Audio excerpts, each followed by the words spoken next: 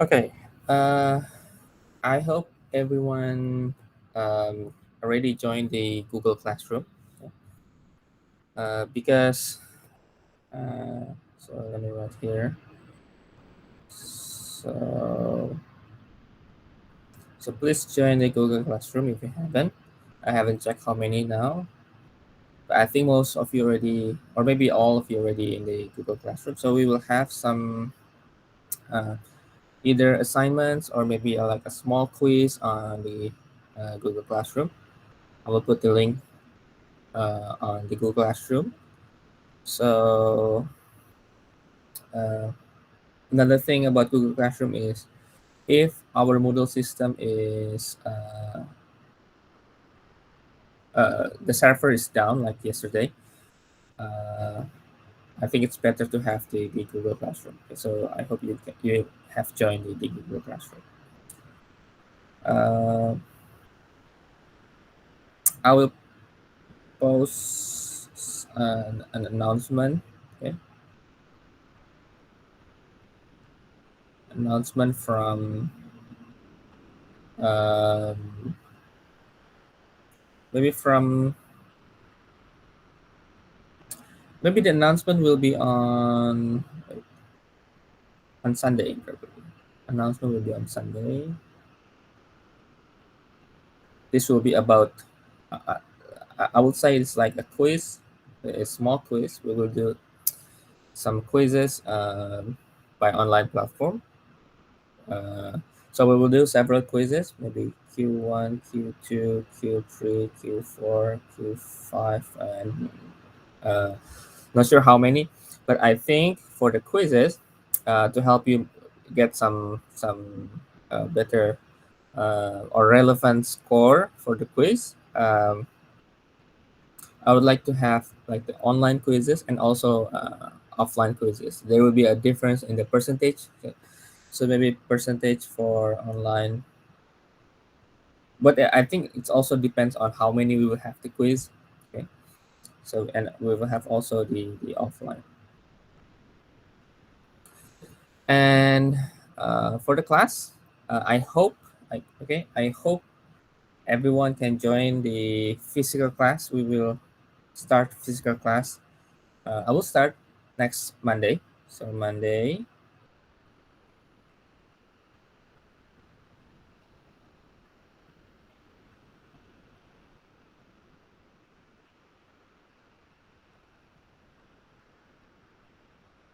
Okay.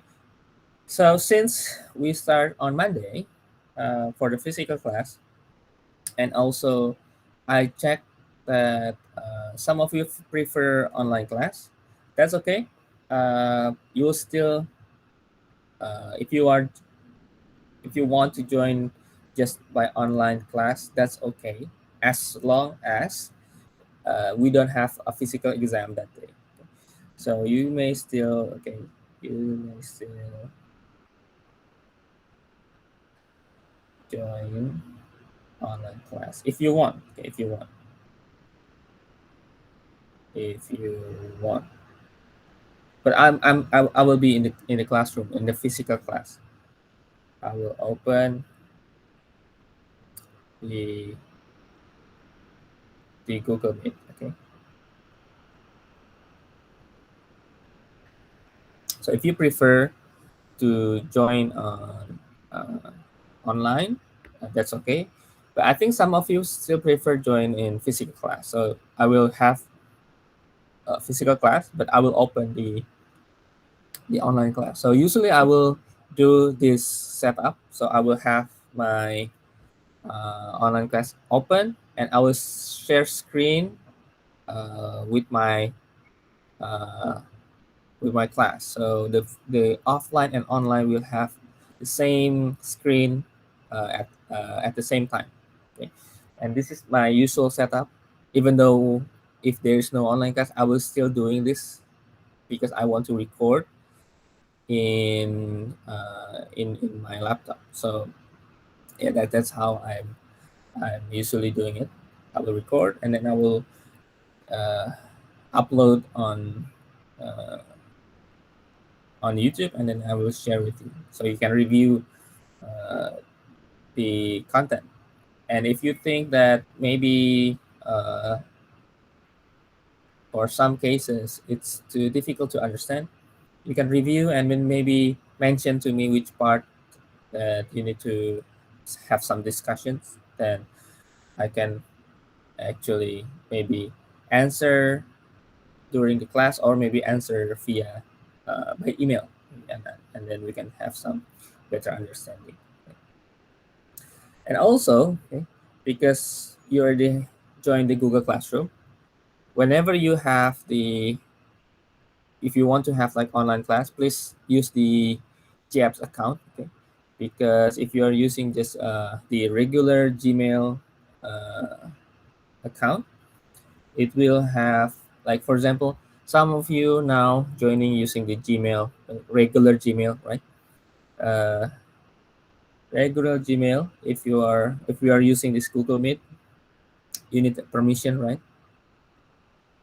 And in my ear, there will be a notification sound, ding, ding, ding, like that. And sometimes, if it is in the middle of the class, like I've explained something, and then some sound happen, it is sometimes distract my focus. So I hope you can just use the GApps account, because if you're using GApps, you don't need permission to join the meet.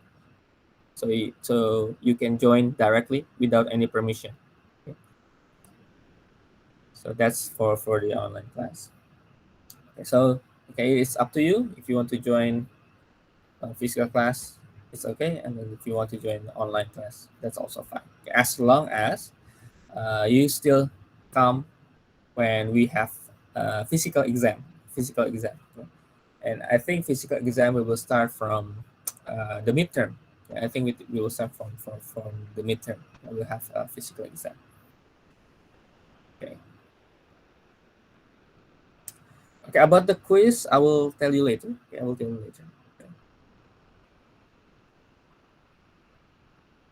Okay. Let's start with some review, because we have uh, last week we have some holiday, um, and last Monday we have a holiday, right? So last time we have some feedback here, feedback time here. This is the question, and the correct answer is D. Okay? The correct answer is D. Let me tell you why, and then let me give you some concept on why E is right. Okay, so here is the functions of G. We have several equations. We have, this is piecewise defined function, if you remember, and then based on the interval we have different equations, right? Okay, the most notable is uh, the last two. Okay, if you look for some options here, option A, option B, if you are looking for uh, option A, limit as x approaching 2 from the left. Okay. So you have, for example, 0, 2, 3, 4. That's the all the number that they have, right? When you have 0, when you have x approaching 2 from the left, which means that it's going to be here, right? So it should be this one. So we can plug into here. So 4 minus 4 is 0. So it's correct, right? And then limit as x approaching 2 of gx is equal with, if we plug into, we can check. We can check left limit, right limit, check with the right limit. We can 2 minus 2 is 0. So again, the right limit, we can write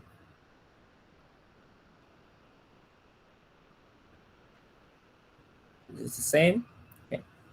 And then we have this x equal 2. So we can plug in, and it's actually, oh, it's not f, it's g. So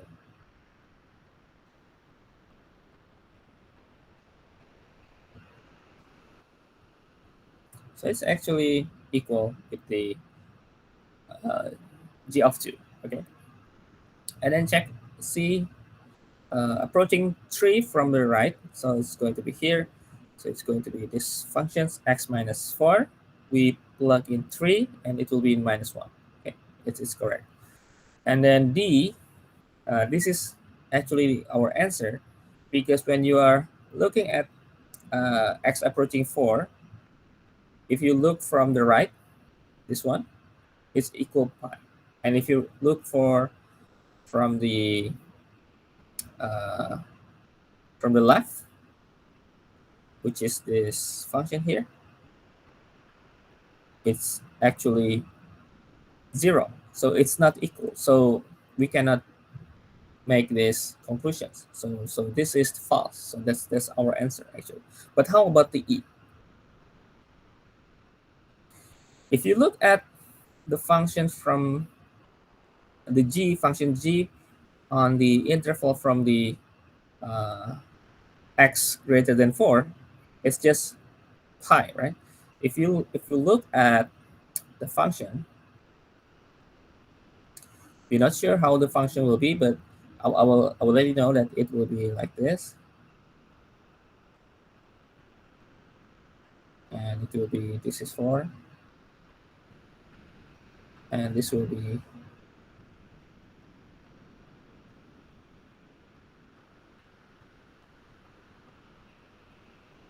but the other part is not too this is not too important. The important one is here, because this is the one that is saying that G is continuous from the right at 4. Okay, of course, if you look at this, the x equal 4 is included in the function, right? So we have this, I think, almost like this. So if you see only this part is continuous, right? Okay, so I hope you get the point here. So it's actually correct. It's continuous from the right at 4. It doesn't say continuous everywhere. It only say that it's continuous only from the right. Okay, and that's why it's also correct. And then the one that is false is only D. Okay, because I think you also get 11 answering E. Okay, all right. Okay, review next questions. Okay, this one, I think this is uh, I think a typical question. If you have limits at infinity, as x approaching infinity, right? So when you have this, um, you can divide by the highest number or highest degree of that variable. For this case, because it's e, we can divide by,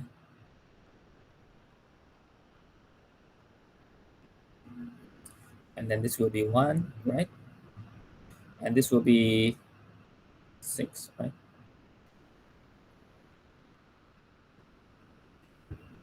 Blessing, you want to ask question?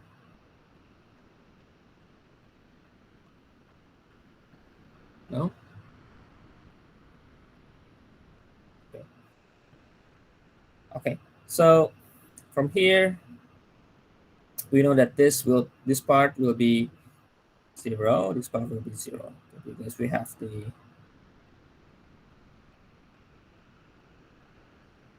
okay. So that's why the answer will be 1. Okay. And I think most of you are answering the correct answer. Okay. Okay, last question on the feedback. If limit exists, this f exists, but limit as x approaching a of g, it doesn't exist. So this is doesn't exist. This one is exists. Then if we are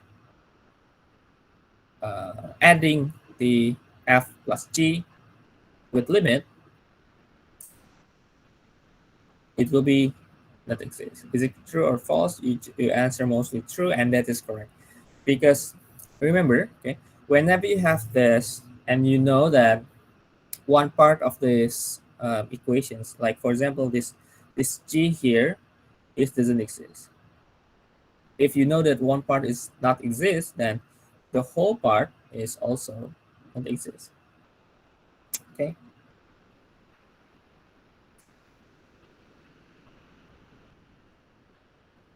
The answer of the previous question might be negative one. Okay. This one, negative one. How? How it will be negative one? Because this is actually one minus. If I write here the complete calculation here, it will be 1 minus 0, 1 plus 0. It's 1, right?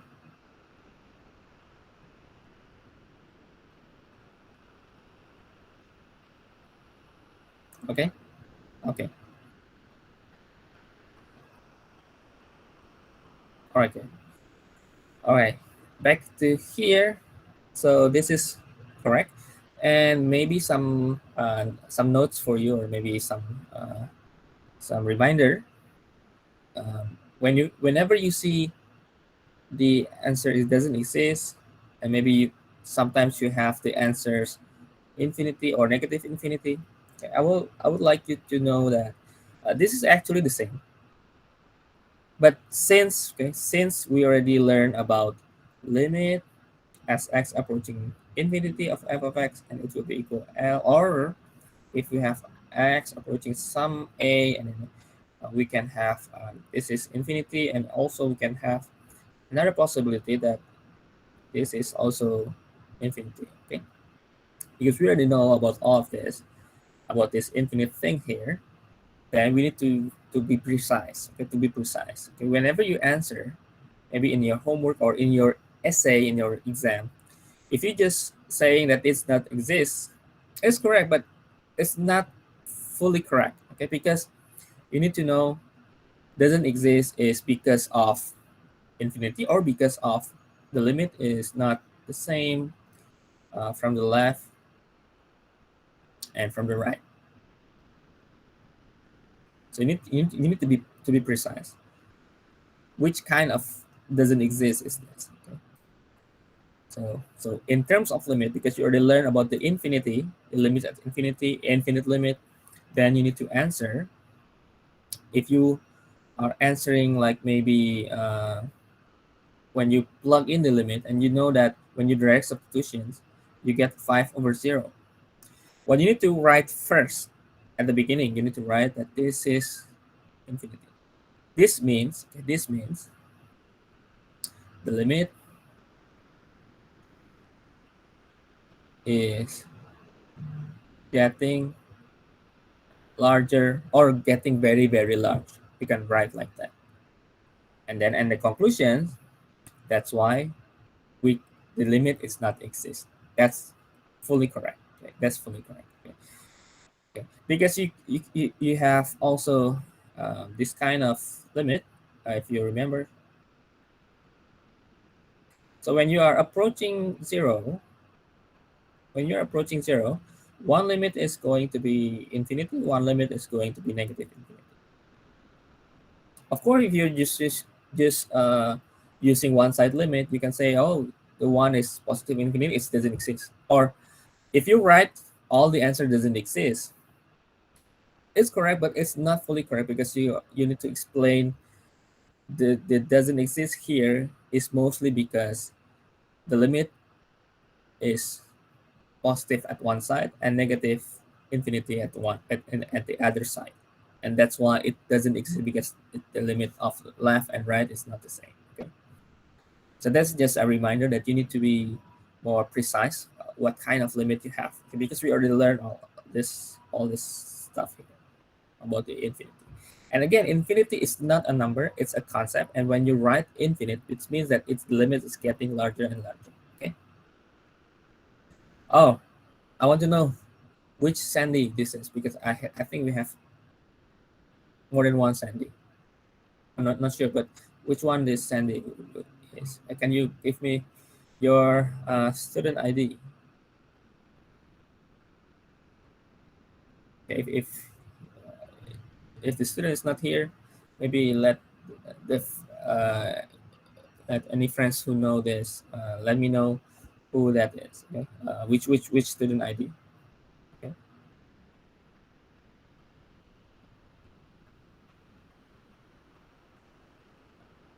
anyone know, or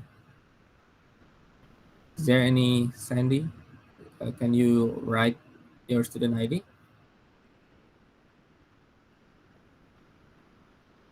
Oh, okay, okay.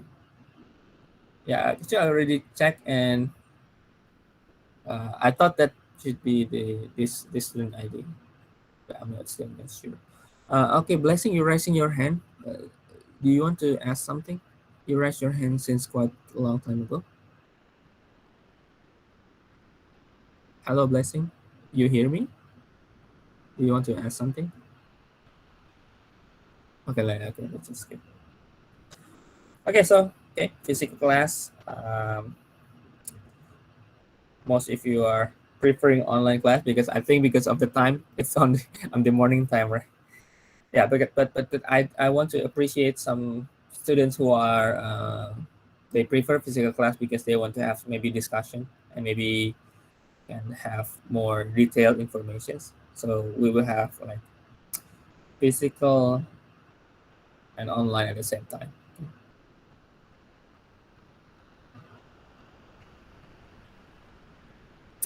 All right, we can continue now.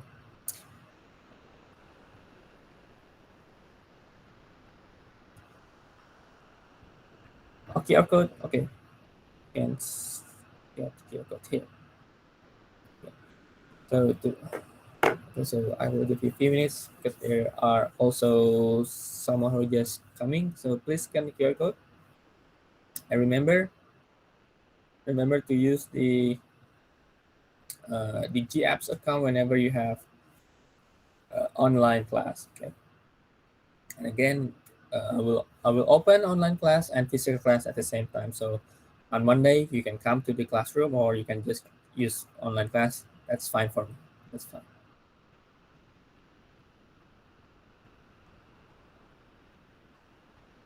And I think like today, Friday class, most of you are going to have another online class after this, right? So maybe we prefer online class on Friday, and you don't need to come to the university. Okay, I think we can continue. Okay, we actually already arrived at here, which is this is the figure that actually, uh, if I let me repeat what this figure means. So you have point P and point Q, okay, P and Q at the curve, and the blue line here is the second line, okay, that's connected P and Q, and we know the second line is uh, delta y divided by delta x, which is the this divided by h. Okay. So h is a distance from the P to Q, and we can know the every point now. We can make it in f of a plus h, and f of a plus h. Okay, I hope you can get very clear here. All right, now imagine the point Q. I will move the point Q here. I will move point Q closer to P. Okay, if you look at how the second line will be, when Q is very close to P, let's say we have this, it will be very close to the tangent of P, right? And we can say that in terms of limit, as h is getting 0, which means it's getting closer from Q to P, we can say that these terms will be equal with the uh, the second line.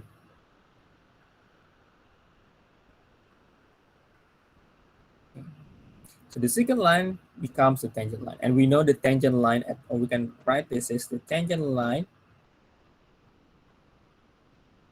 at P, okay, at point P.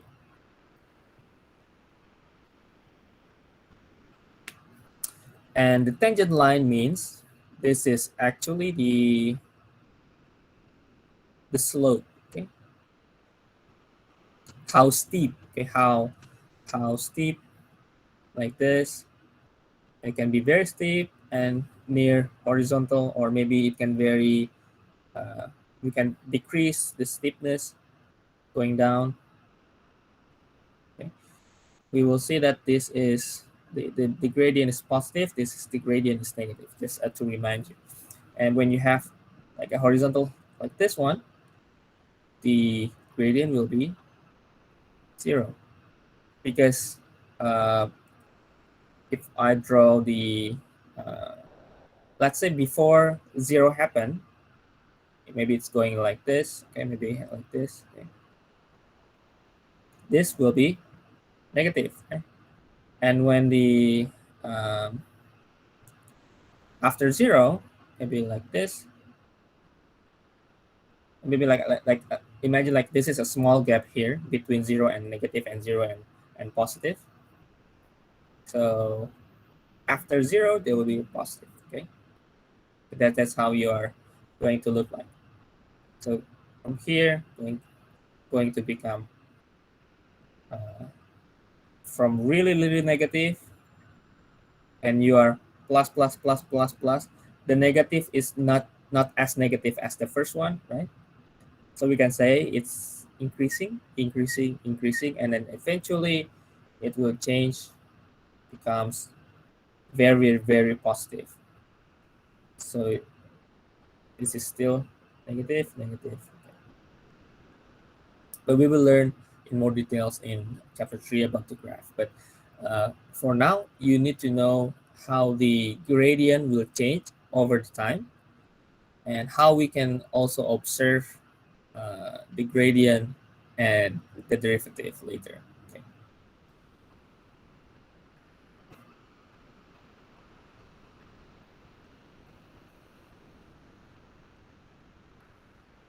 Okay. Um,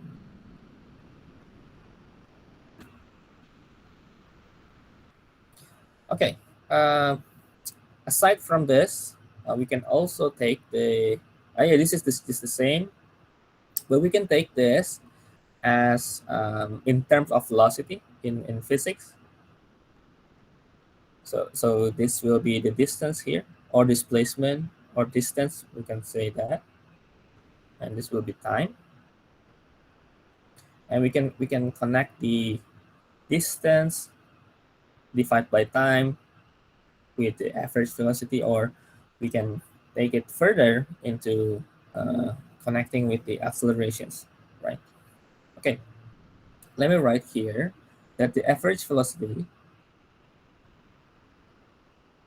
is displacement. Yeah, I think displacement is more uh, relevant, okay, because distance is not relevant, because we can uh, make dynamic distance, right? Sorry, displacement.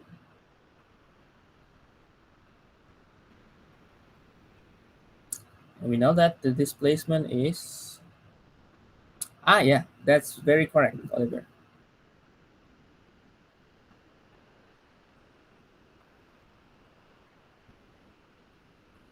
So we can say like displacement, like maybe someone move forward, backward, forward, backward. If you just say distance, the distance is just fixed point, right? But if you say it's move forward, backward, there is some directions, right? A factor. Okay, good. Okay, now we know that from the terms on physics, this is the average velocity, or in terms of our line here, this second line is the average velocity. This is also second line. similar with the previous curve. Okay, and then similarly, when we are going to move this point Q going closer to P, okay, we are going closer to P like this. Okay, the second line will be getting closer to the tangent line, right? And it's becoming similar with uh, or going to be closer to the tangent line at B. And we want to know what is this in terms of velocity. Okay? If this is if the second line is our average velocity, when we shorten the time, we make it shorter, shorter, and shorter, and this h is actually our time, right? And we want to make it shorter, shorter, and shorter, and getting closer to this point here. Okay, this point P. We want to make it shorter, and then we know that the velocity, the terms will be changed. Okay? It's not only about the average velocity from P to Q, it's about the velocity at P, exactly at P.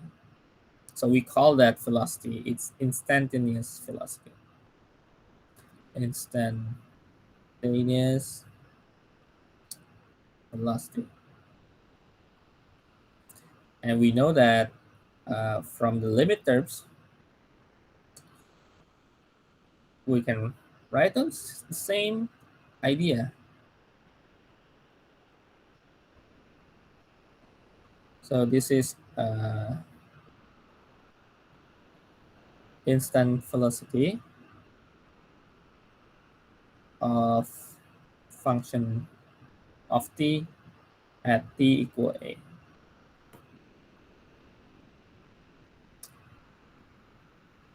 So the limit of average velocity is instantaneous velocity. Okay? It means that uh, means velocity at time t equal a is equal to slope of the tangent line p.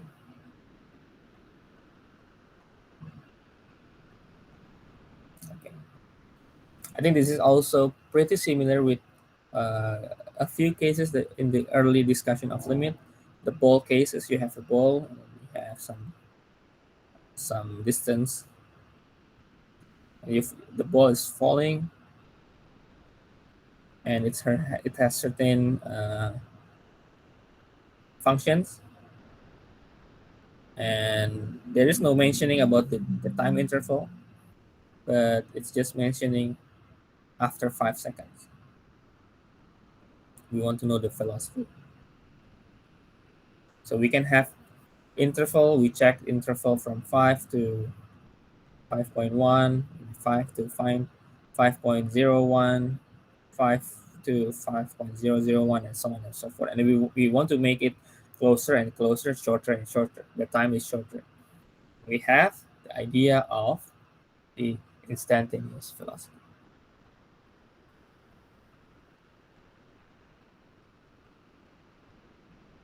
Okay.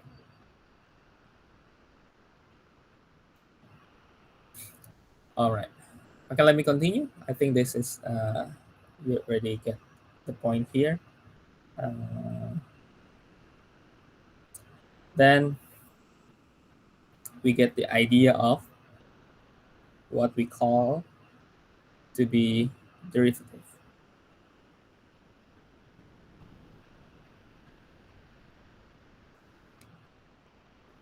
Okay, from the previous example and cases, uh, when we are dealing with rate of change, so when we are dealing anything that have rate of change, we can have like in science, in in engineering in general, or everything that have something that changes, okay, it's actually calculus, something that changes, right? uh, these terms here is, so let me go back here. This formula seems to be repeatedly repeatedly uh, peer peering. Okay? So what we want to know what this formula about. Okay? So this formula is related to rate of change, and we want to have some idea what we need. We need to have some terms that what is this, okay? To make some definition. And because it occurs widely, we need to give give a name, and we give the name as the derivative.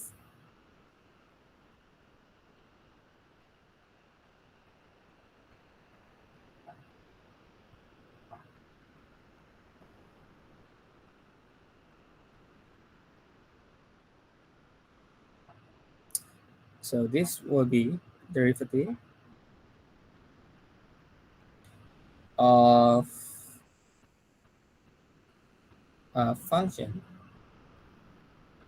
f at number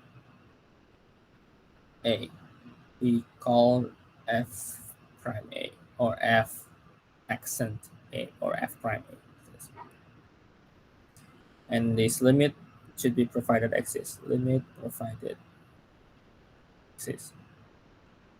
If limit doesn't exist, no derivative. Okay. We can also take another form, the same derivative with different form.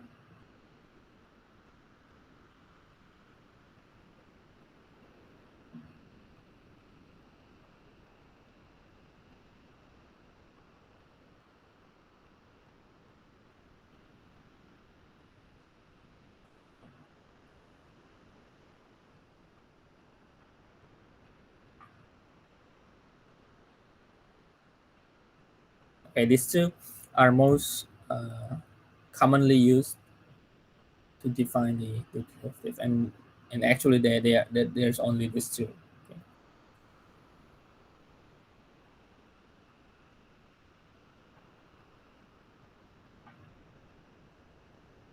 Okay, let me give you an idea on how actually looks like. I know some of you already know that the derivative, when you have x squared, you can make the derivative is 2x, uh, derivative of 4, right? But let's start from the very basic. Why that is happening? Okay. So first, let's say we have our functions.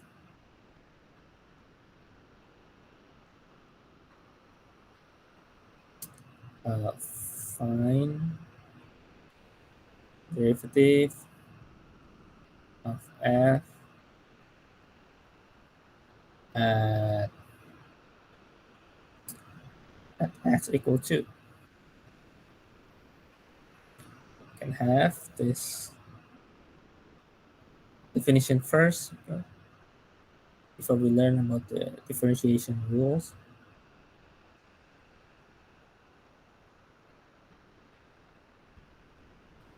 Then we need to take sometimes,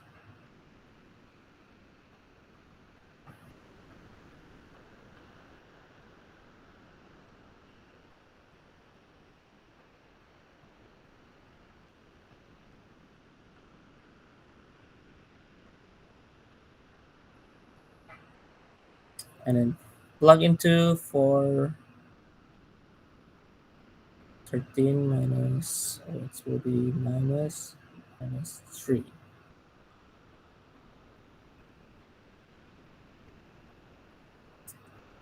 and solve a little bit.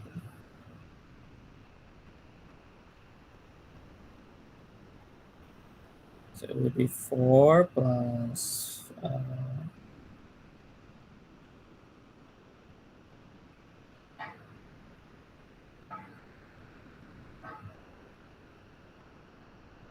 plus 12.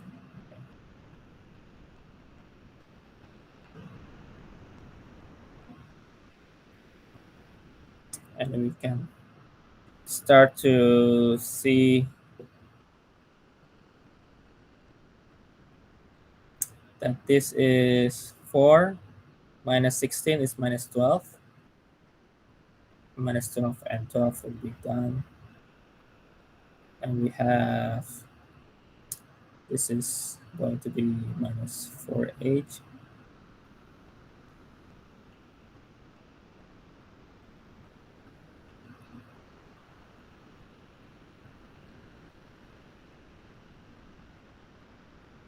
And we will have h minus 4, or we can directly substitute to substitute 0 to h, and we can compute that this is minus 4.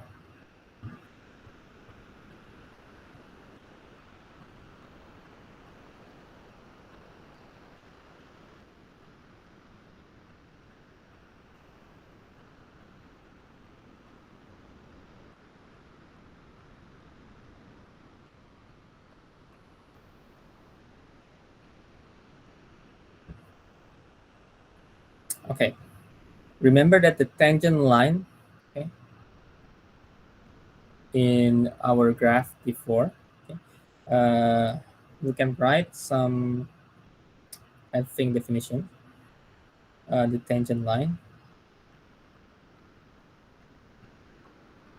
to y equal f of x at a, okay, is the line through that point also, whose slope, okay, the gradient is equal to, okay, the derivative of f at a. Okay. This is just the definition of the tangent line in the previous slide. I forgot to mention this. And then we can also use the line equations.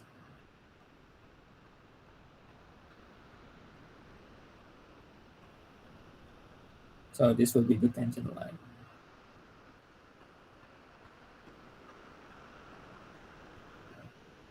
Remember, usually you write like this. It's actually the same thing.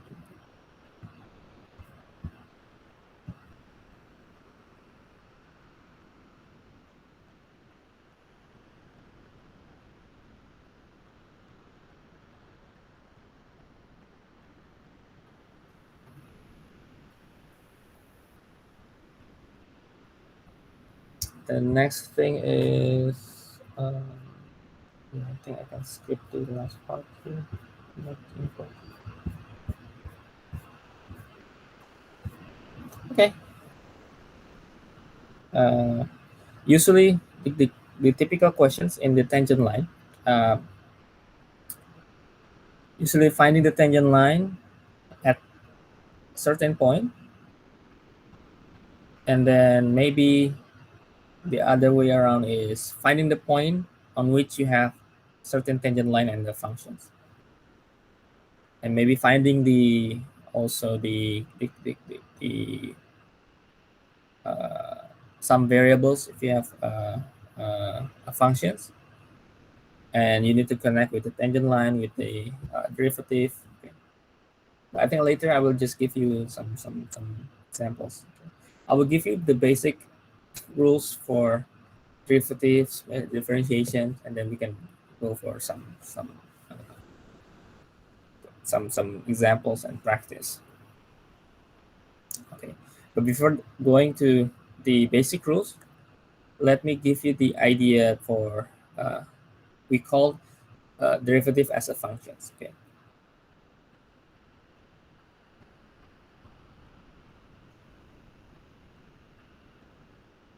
Okay. The derivative also, okay, here's the our equation here. Uh, it's it's named derivative because it has been derived uh, by limiting uh, the operation, and the domain of the derivative uh, is the set x when the f prime of x is exists. So whenever the derivative exists, that will be same cases of the domain itself. And maybe it is smaller than domain of the original function.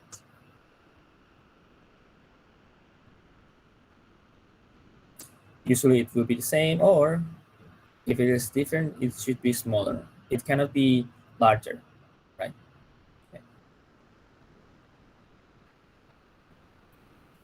Okay. Uh,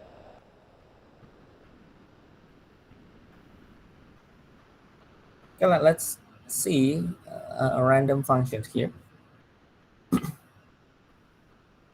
This is a random function, and what we are going to do is we want to observe how the derivative will behave. Okay.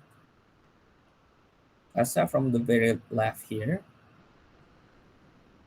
I will make to too thick. Let me make it thinner. Okay. Let's say we start from here. This is tangent line, or we can say we can have a derivative that is negative, right? Let's say just negative like that. Okay. And here the derivative is changing. It's still negative, but the difference is the one here it's increasing, so increasing, which means that the steepness it's increasing. Okay, and eventually at a certain point here, it will be horizontal.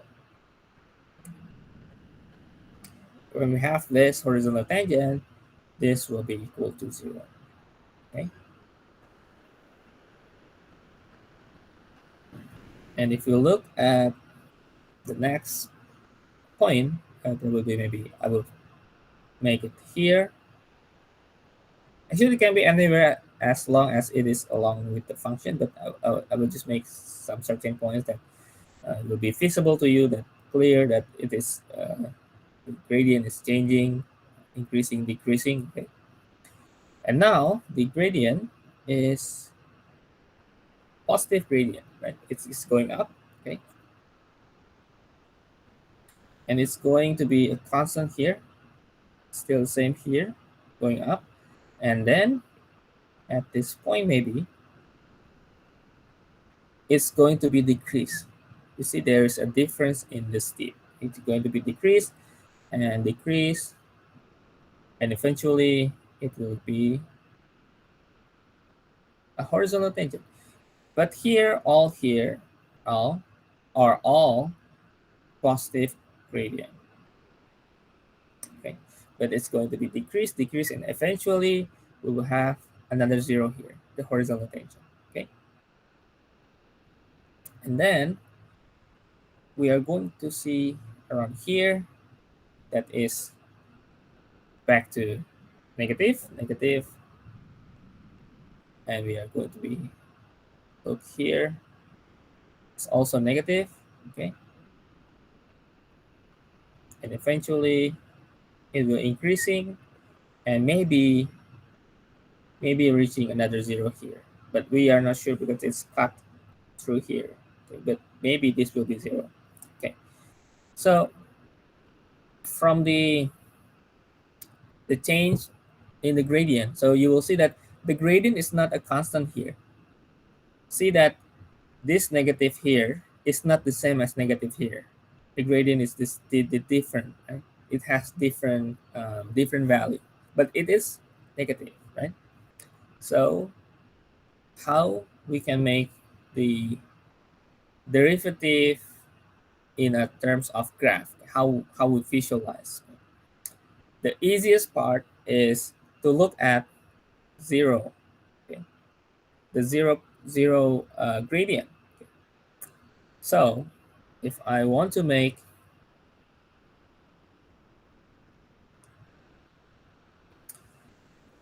uh, for example, I want to sketch roughly, okay, not really smooth, but roughly the derivative of this functions here, okay, the function of f.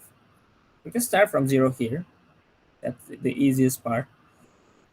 The zero means, okay, if you look here, this is the the derivative. Okay? This is the graph of derivative, and how we are going to read or how we are going to observe. So first, from this zero, the gradient zero, okay? Because this is derivative, okay? This is negative, right? Negative part below and positive part, right? In y and x axis, right? It's positive and negative. And then, let me make it maybe large. And then, this is zero, right? The value of f is zero. So that is our point. We can pinpoint that is our derivative. Okay, if that is b, then this will be b prime. Okay, and then we can look at the left side. The left side is like, for example, from here I said to you that this is negative, this is also negative, but it's increasing. Okay, it's increasing, but still in negative area. So we will have from the left, it's going up, but all here is still negative. Okay, I hope that you get the idea of my concept here. Okay, and then another part is going to be, here will be all positive. So from B to C to D is all positive, and we will see that this all positive, right? And of course we are going to look at this one C here, the C probably around here. I said to you that this is probably increasing. So from positive to more positive, okay, for positive, more positive. But from C, let's say this is C, from here to here, maybe this is D. Still, this is all positive, but it's decreasing. Okay, and we are going to look at the very point C here is like this. It's increasing, but decreasing, but it's still in the positive area. Okay, and then going to have d prime here, which is our horizontal tangent. It's going to cross zero. That's correct. The graph is correct. And then we are going to see that this is going to have a decreasing. It's going to be negative. So all this will be negative. So all this will be negative. So all this will be negative. Okay. And probably at this point here, it's going to be from here, going to here, and going to be here. From zero to almost, from negative to almost zero, you need to plus, right? So it's going to be have some increasing in value. So that's why it's going to increase this and probably uh, reaching zero, but we are not sure. But for this graph only, we know all this part still negative. Here is decreasing, this is increasing. Okay, In more details, how to sketch the graph using calculus, we will learn later in chapter 3. But for now, I hope you can understand how to read the functions and derivative in graph. Okay. Okay. And any question first? Any questions? Okay. And of course, to look at this, we can also have differentiations here. Like we can make another slope in the f prime, and we can eventually get another zero here, and we can relate later into second derivative. Okay.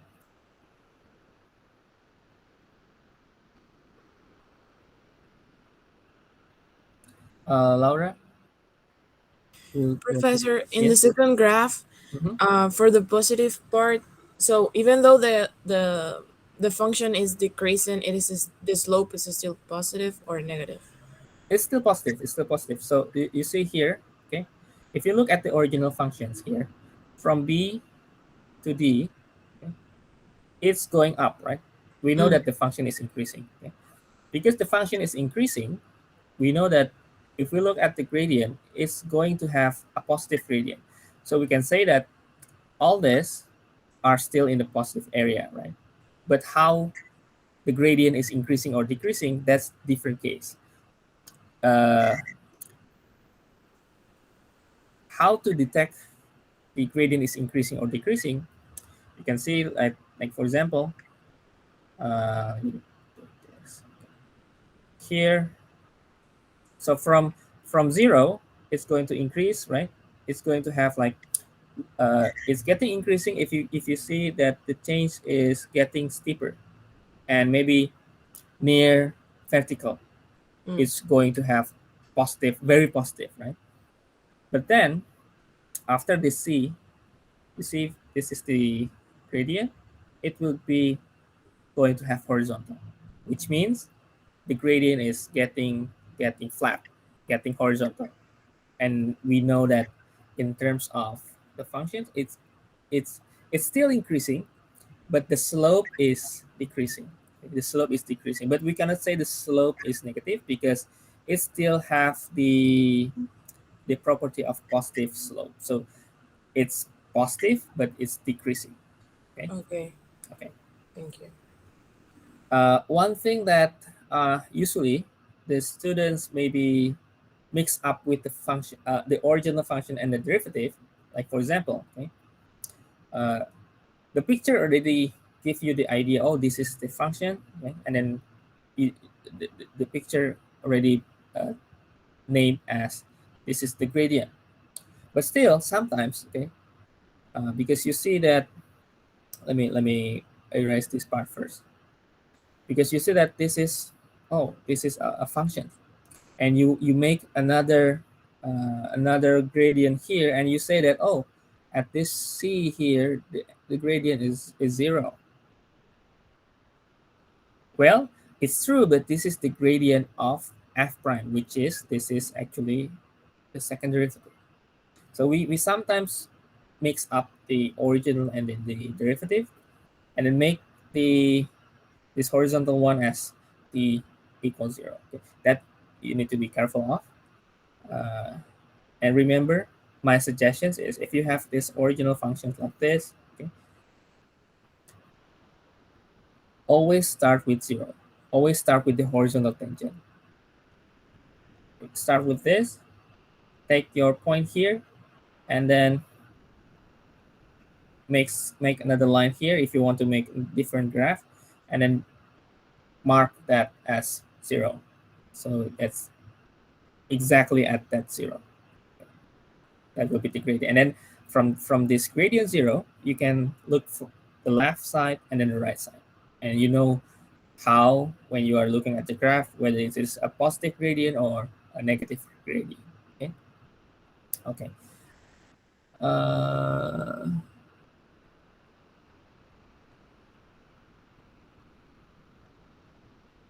Finding the slope via the graph at any point from B to C. Okay.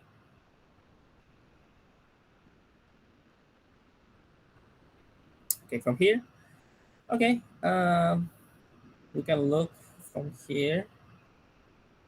From B, we know it's horizontal tangent, and we see from here it's getting increasing until C.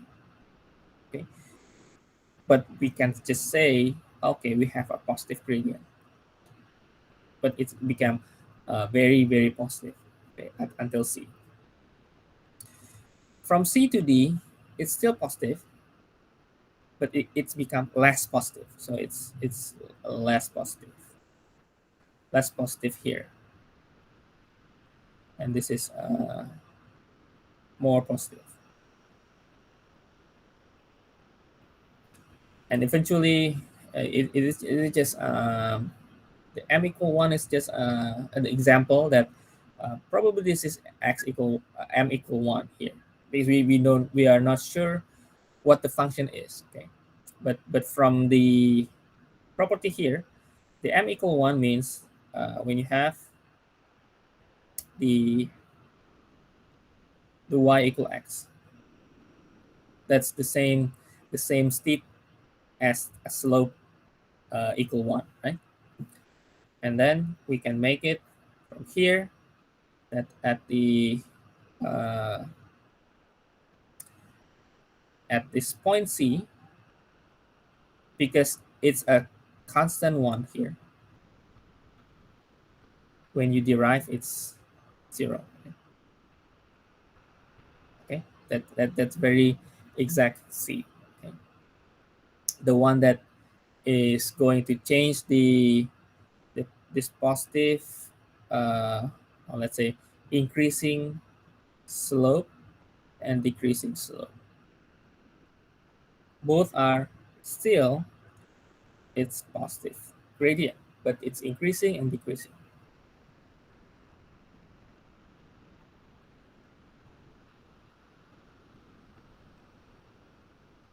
Okay.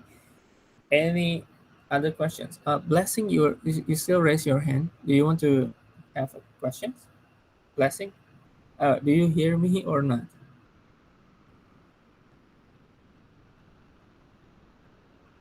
Okay, if not, then discontinue.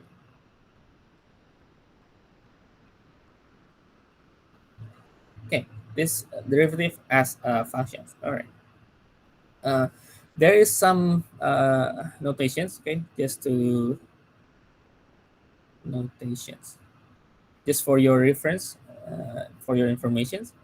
So derivative we can write as f prime x or y prime or dy over dx or df over dx,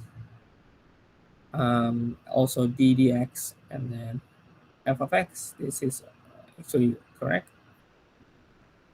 Yeah, I think mostly this is the one that we are using. Or we can have d and then f of x. D means differentiations, okay, or differentiation operators. But I think the most common use this one, yeah, and sometimes this. I think that those four. And either which terms you are using, that's still fine with me. Okay, and we can also write if we want to evaluate at certain point. We can write with vertical line like that, and then we can say that we can evaluate at x equal a, or we can have like a still like a vertical line, but it has like a bracket like that. It means that it is evaluating at x equal a. So this means evaluate at.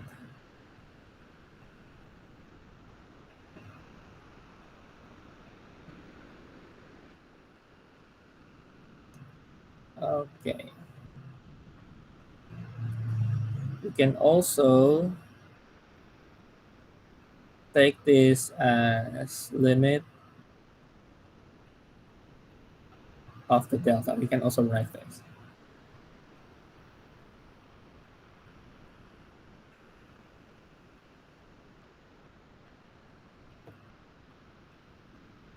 Okay. Okay, next sections. Okay, we have some definition here. And this is important definitions. Okay. Let me explain to you what does that mean. So a function f is differentiable at a if f prime a exists. So we can differentiate the function, of course, if f prime a exists, right? It is differentiable at on the open interval if it is, or at this point if it is differentiable at every number in the interval.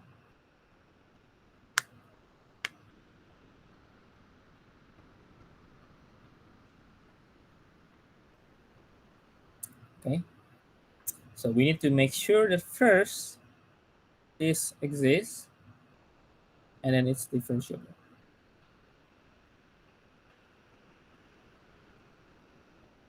Okay, now the idea of, remember, f prime, let me write the definition from the previous limit. The f prime, or maybe start with the limit first. A limit as x approaching a from the left is the same as approaching x from the approaching a from the right. We know from here, left limit, right limit, the limit exists, and it's equal some L. And then this L also, when you plug in a into the functions, it also exists, right? We can say this is, and then we can say that this is continuous. Right? And the question is, if the function is continuous, is it differentiable? Okay. That's the question. Now, to give you the idea how to differentiate, let me draw the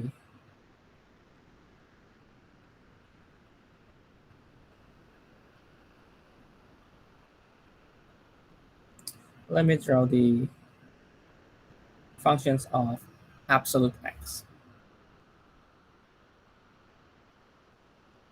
Okay. Okay. Is this continue? Continue, right? Continue.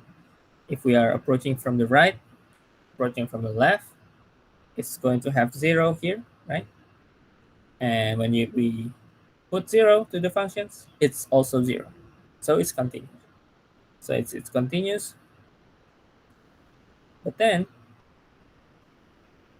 if we just imagine, okay, if we just imagine, can we differentiate this, right? Can we differentiate? Uh, Maybe first, from before I'm going to start with the graph and observe how the uh, derivative will be. We can start from um, investigate the limit definitions. Okay. So from limit h approaching 0, we can start with the with these expressions, and then we can have, okay, when x is greater 0,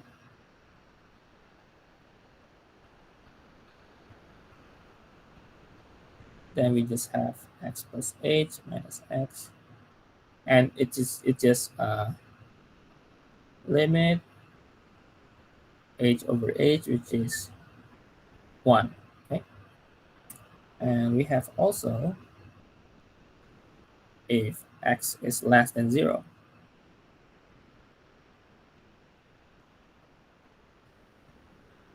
This will be negative, negative,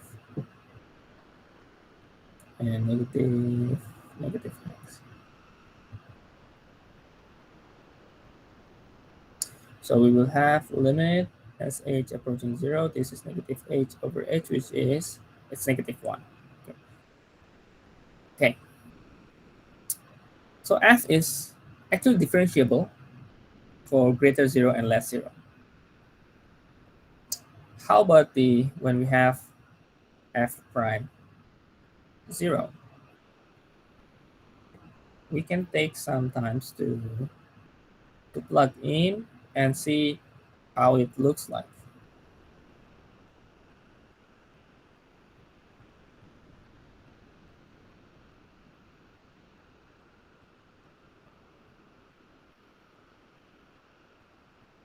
Or we can say that this will be,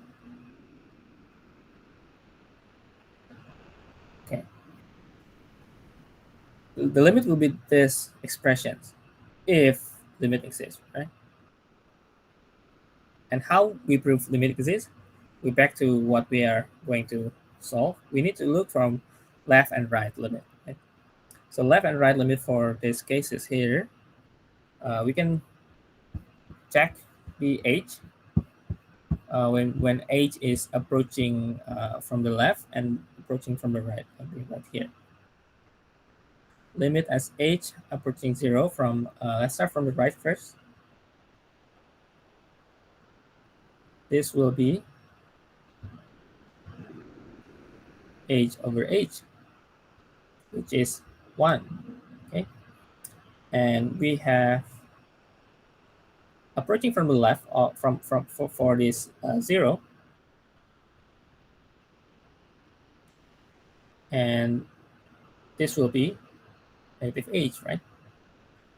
Negative h. This is negative 1. So what's happened now? So limit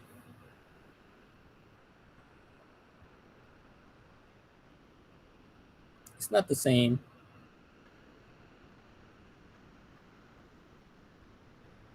So limit doesn't exist. So how do we make the conclusion here? The conclusion will be pretty much your derivative will be, you have 1 here and negative 1 here.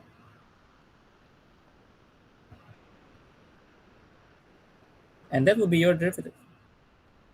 You can derive when x is greater 0. You can also derive when x less than 0. But at x equals 0, you have to value. When you approach from the right, it's 1. When you approach from the left, it's negative 1.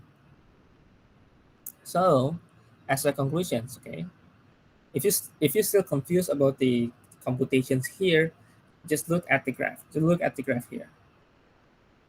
Look at the graph, okay? Look at this point. Okay? When you approach from the left, see the gradient, because it's only line, the gradient will be constant, right? The gradient will be constant, and it's equal with the line itself.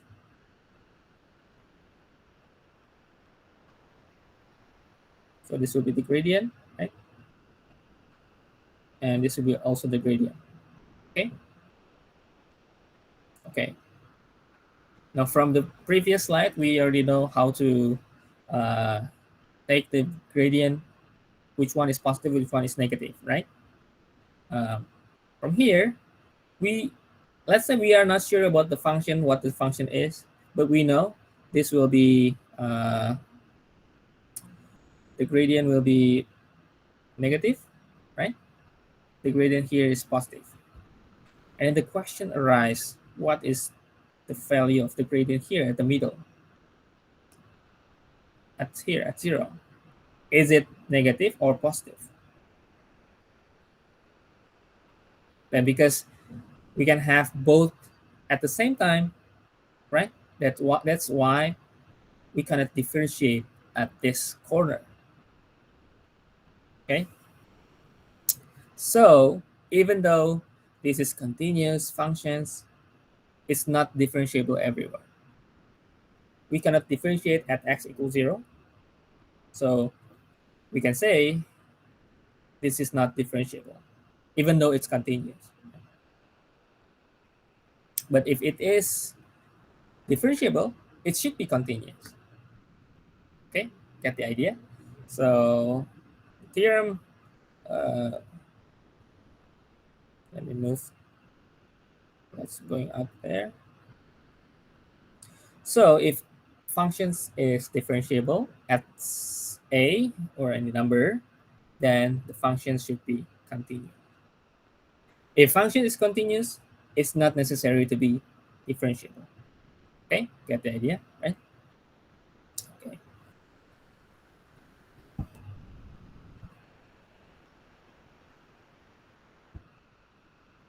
Okay. Now, of course, there are some other cases when a functions we cannot differentiate at certain cases. This is the first case, a tip corner or a corner, okay? Sharp corner. Okay? Let me give you another idea how we are going to see when the uh, let me give you the title how uh, function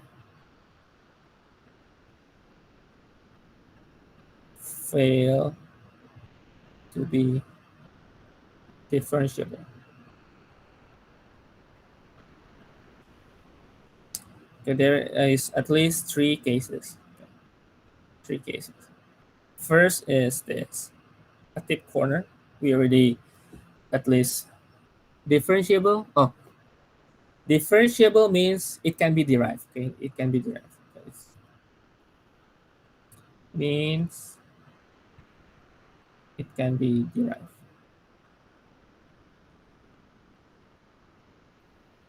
which means what we have done here. This is derivative, right? So we test whether it can be derived or not. When we test at x equals 0, we have this expressions. And when we check the limit, we have two answers, which means it's not differentiable. Okay.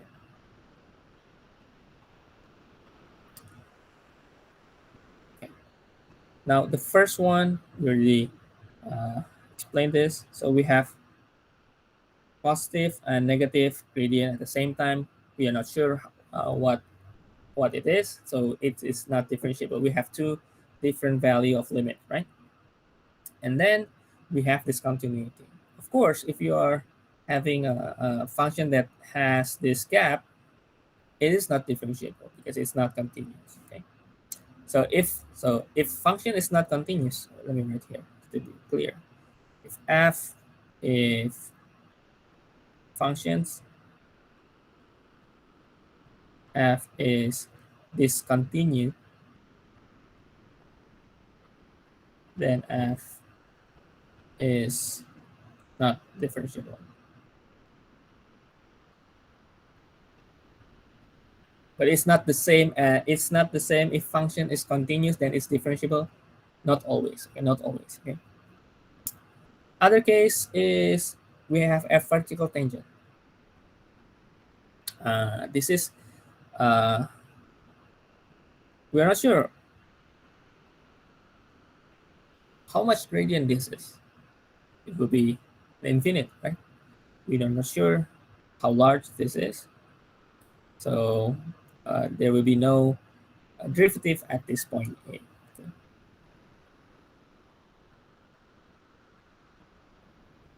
Because when we have limit as x approaching A, we can say that, let me make it with absolute value, that this will be infinite.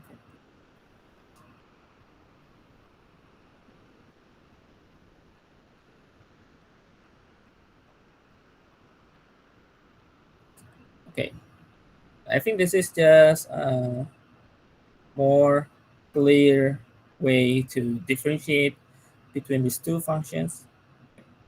The first one is a random function, continuous, and when you zoom in this part and then another zoom in, you see that it's we can see that the more we zoom in at certain point, uh, we can see that it is actually going to be the same as its tangent, which means the function is differentiable. Okay. For the middle graph, can we derive it before any point from A? Oh yeah, yeah. We can say, okay, at this point only that it's not continuous. From here it's continuous, so we can differentiate. From here also we can differentiate. So we can make definition for the interval. Okay. Okay, back to here when we have a tip corner when you zoom in. Okay, you notice this and you're not sure whether this is positive or negative. That's why it's not differentiable. Okay, that's the easy way to look at the graph. If you want to like proving whether it's differentiable or not, you can use the limit definition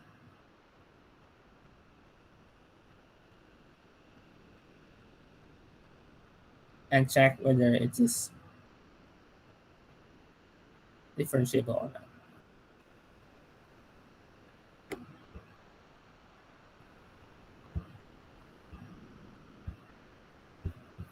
And when you have more, uh, like for example, you have the dy dx, right?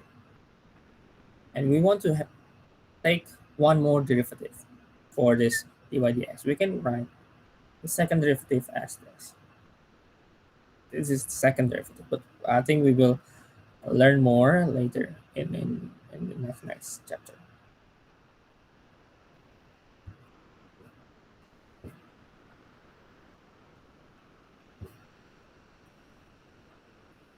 All right. I've checked some of your homework, but not all. Hopefully, on Monday, I will be able to check all and then give you some feedbacks. I think most of you are doing a good job. If you need like maybe some discussion on the homework, especially for some questions, please let me know, and maybe we can have discussion on Monday. Okay? But I think for today, I will continue a little bit, and then go. We are going to uh,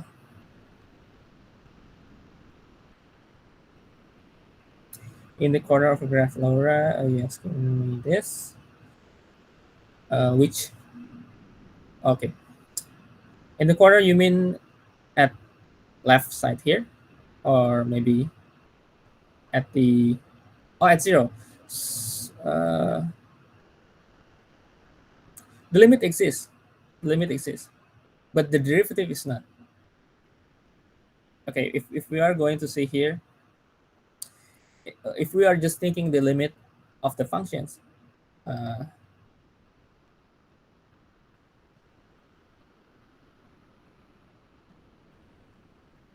if you're just thinking the limit, we are going from left, and this is zero from the left, and this will be zero from the right, right? But both of them are going to have zero. So we can say that limit as x approaching zero, f of x is zero. The limit itself is zero. But when we derive, like we are using the limit definition of the derivative, we have this expression here. And when we are going to observe these two expressions, it has two different answers. Okay. But when we are just looking the limit itself at the functions, then we can take that it's going to have zero limit. Okay. So the limit as x approaching zero is zero because limit from the left is zero, limit from the right also approaching zero. Okay.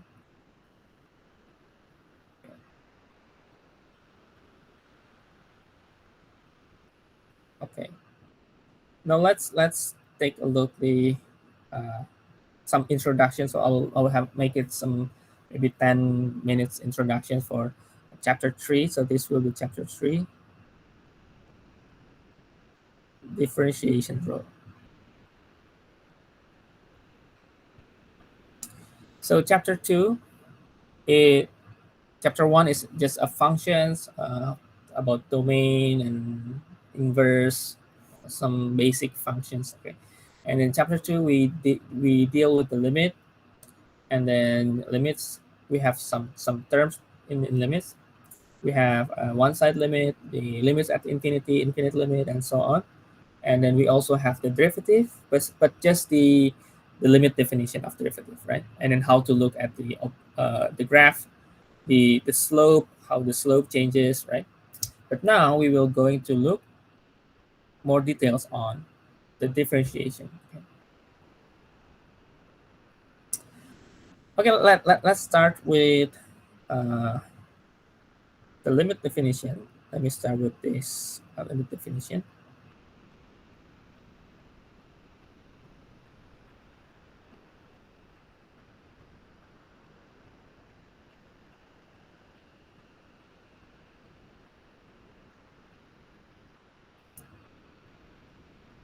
Okay, let's let the f of x is a constant.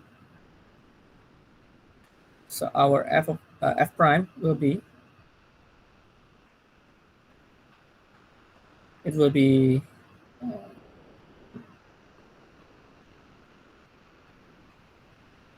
it will be c minus c. It will be 0. So of course, we can start with, to have a c as a function, a constant. This will be 0. Okay, that will be a very basic rules in differentiation. Okay, and then let the f of x is equal x. And if we are going to use our limit definition, we will have, let me write this one more.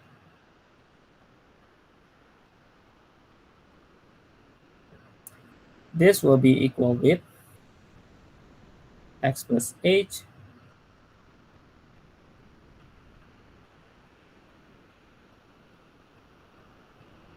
minus x plus h, and this will be 1. Oh wait, I forgot to write.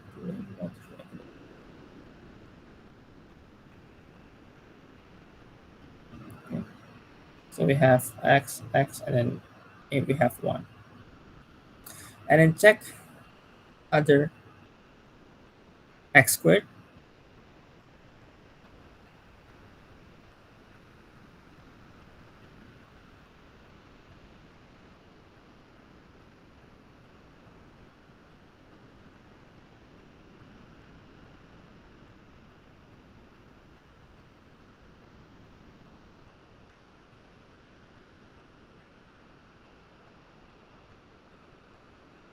Let me move to,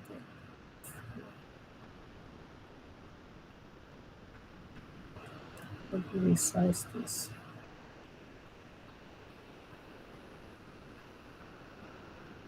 Okay, this will be limit.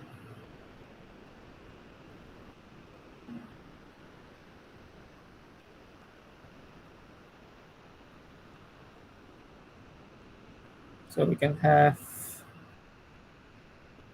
limit.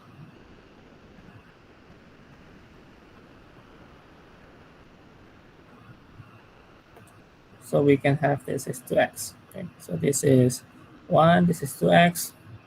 And then you can try, like for example, the x cubed, x fourth, x5, and you will see that it's become a pattern.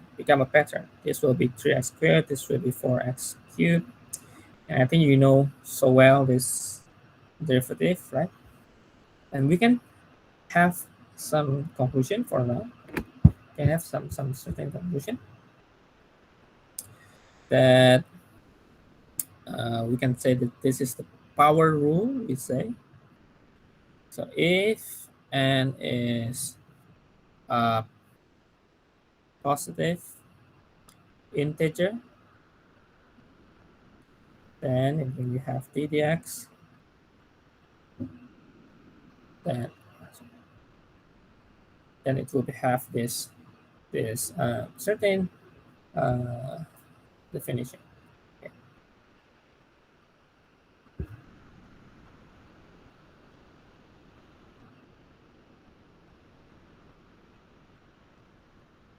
But then you can try when f of x is 1 over x.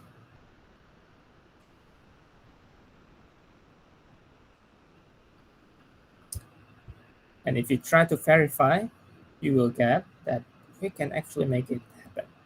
Okay? So the power rule get revised.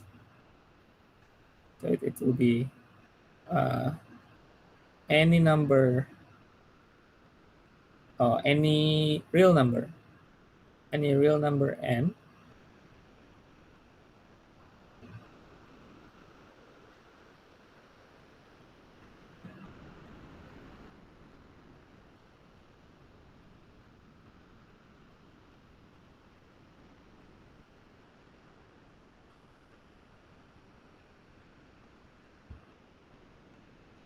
Okay, and then there is some proof, mathematical proof on how we get the power rule.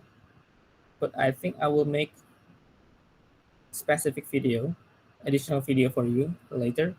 Maybe I will upload it this week. You can just watch it, and then that's just for additional information, because I think if I take the proof into the class, I think we will have much time to discuss. So I will just put in the video, and then you can watch it later. Um, some basic formula. Let me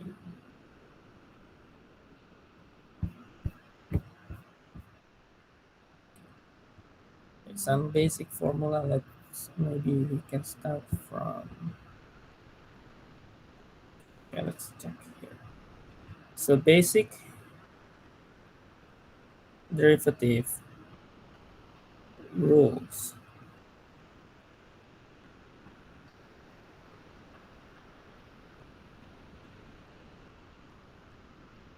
So this means the tools, derivative tools, or differentiation tools,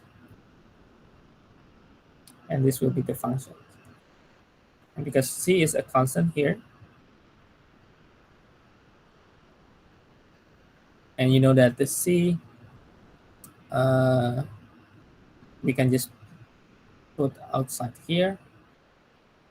We can make it this way, and we can also have some basic addition and subtraction.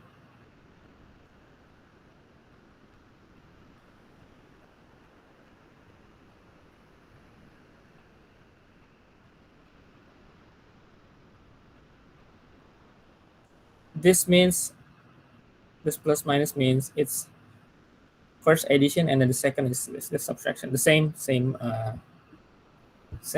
property, same behavior. Okay.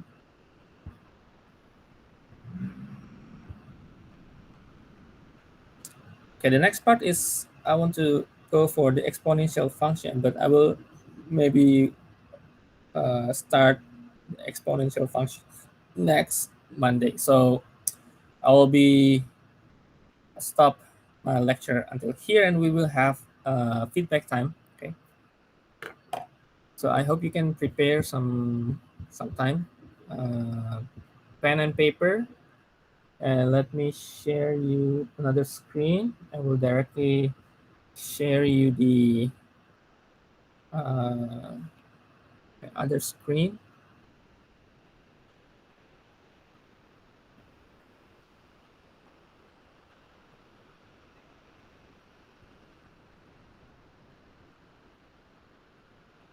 Yeah, that will be the QR code, or you can just go to the website and entering the code.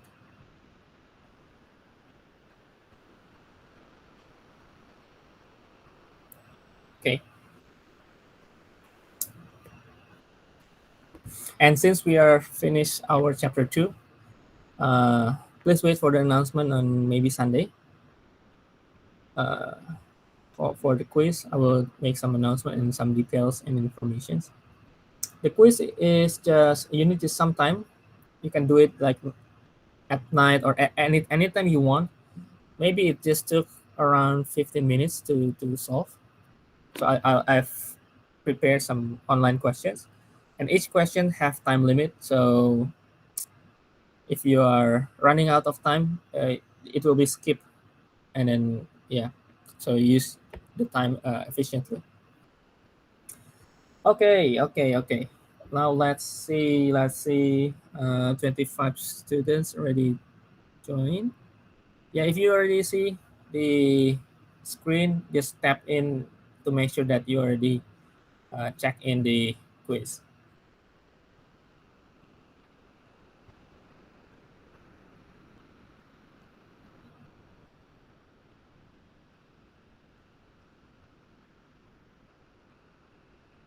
Okay, I will wait maybe until 30 something. So tap in the button to confirm that you are already checked in, and I will know the number. Okay, I think 30. I think it's okay. Uh, let's go.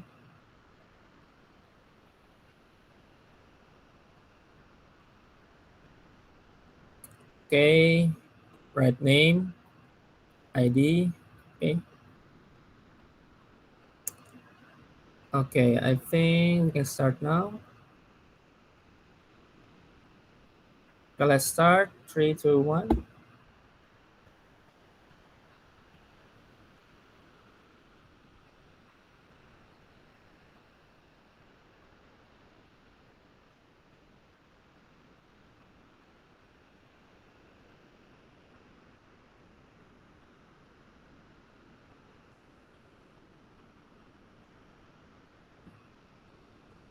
Okay.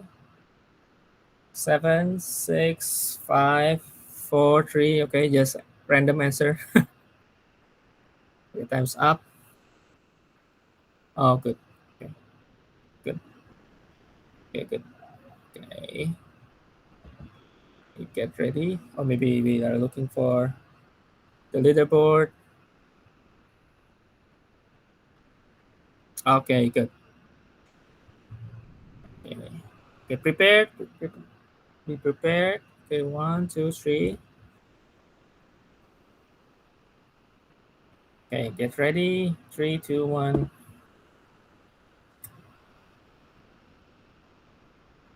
Okay, look at the graph. A to D is the functions. 1 to 4 is a derivative. You need to match which one is which. I hope you can see clearly. Okay, I hope you can see clearly, and hope the time is enough. I hope the time is enough.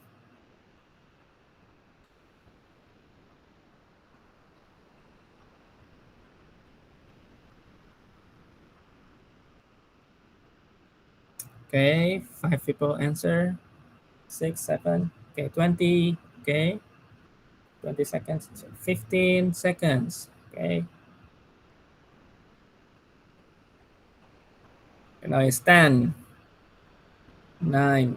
Okay, 5, 4, 3. Okay, just random answer. Random answer. Okay. Oh, okay. Interesting. Interesting. Okay. Okay, I will discuss this on Monday. So who is the winner?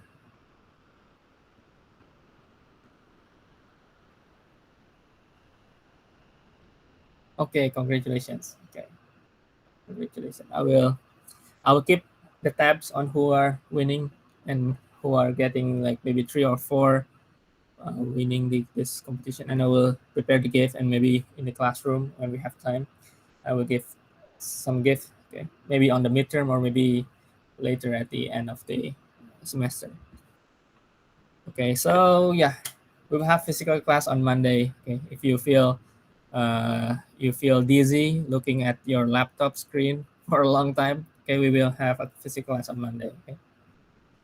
Okay, see you in class, and I will still open the online class, so you can also join from the Google Meet. Okay, the same link as usual. So yeah, this is the end of our lecture. Okay, see you on Monday. Yeah, you're welcome. You're welcome.